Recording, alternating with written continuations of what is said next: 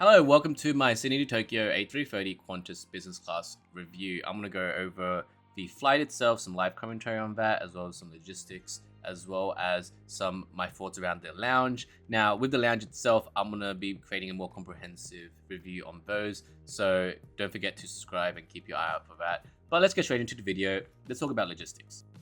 Alright, so you get to use the priority check-in lane when you first arrive at the airport. You don't have to use for the normal baggage drop or the economy lines. Now, there is a little perk now that has come recently, which is you get to go through the priority security clearance line. This was usually reserved for first class or platinum Qantas frequent flyers. However, they seem to have opened up to business class flyers, which is great. So you can go through that, so you can save some time and go shop and sit at the lounge if you want. Now, the other thing to note is you do get more luggage. I'll put a link in the description just for those who want to see how much extra luggage you get. But to be honest, I'm not sure how you're going to actually feel all this luggage. It's much better for your return flight versus going to flight. You don't want to carry too much stuff, but just keep that in mind. For the lounge itself, I'm actually not a big fan of the Sydney International Business Lounge. It's pretty lackluster. The only redeemable things is you get a pretty nice little coffee there. You don't have to buy it from the shops. And there is a lot of fruit in the morning. I love eating fruit in the morning. I feel like just if you have a bloated stomach going onto the flight, it just doesn't feel good. So I love having fruit for my breakfast. So those are the pretty redeemable factors. It gets really busy. There isn't really a good time where it's going to be really free apart from maybe at nighttime. So in my opinion, just try to find a seat and relax as much as possible. But I wouldn't spend too much time here, to be honest. All right, so now let's talk about the actual flight.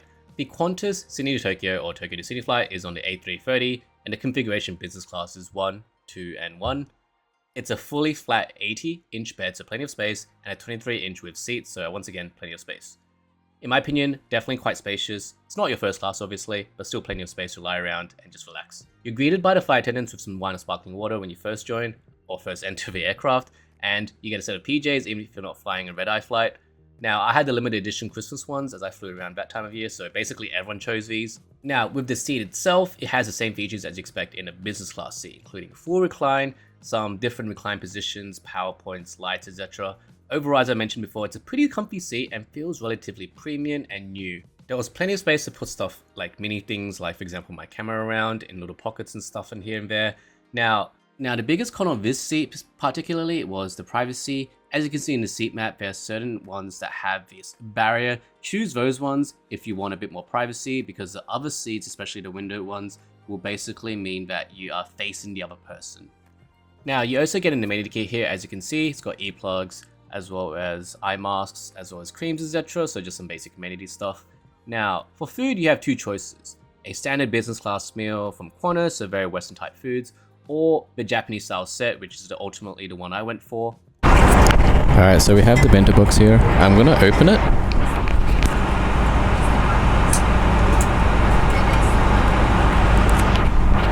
Alrighty, so it looks a bit different to the one I got. Looks actually a lot better here. The other one wasn't as good, but this one, as you can see, has some sashimi. I'm not sure what that is. That looks like tofu. That looks like some egg and maybe some tofu and a carrot. And we have some prawn edamame, so not too bad for an appetizer. Now, I don't know why I didn't record any audio for this, but I'm just going to go through it here. You have some miso soup, you have some small little condiments, as well as a salmon and mushroom rice here. Pretty good, actually. Really good to prepare you for eating in Japan, actually. And finally, for dessert, you get to wash it out with some ogashi here, as well as some green tea. Definitely a nice little dessert to finish off.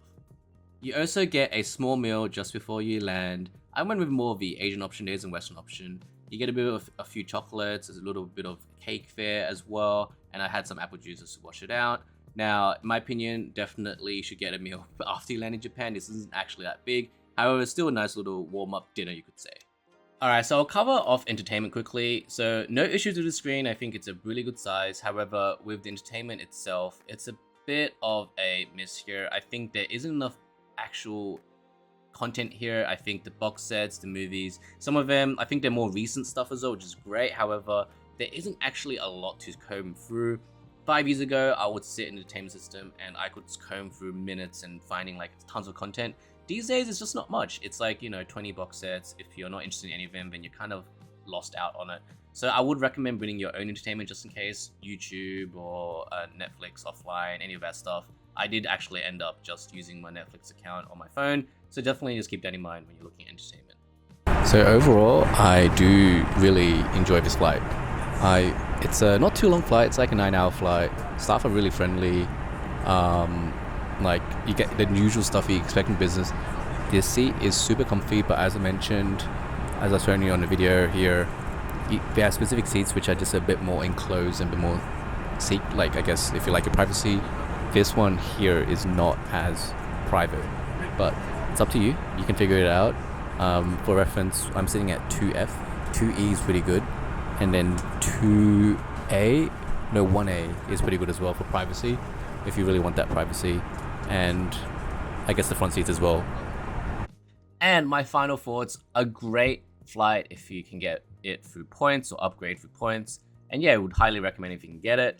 But overall experience was pretty good and would definitely recommend that. But yeah, hopefully you enjoyed this video. I tried to make it as quick as possible. And don't forget to like, subscribe for next or future Japanese videos.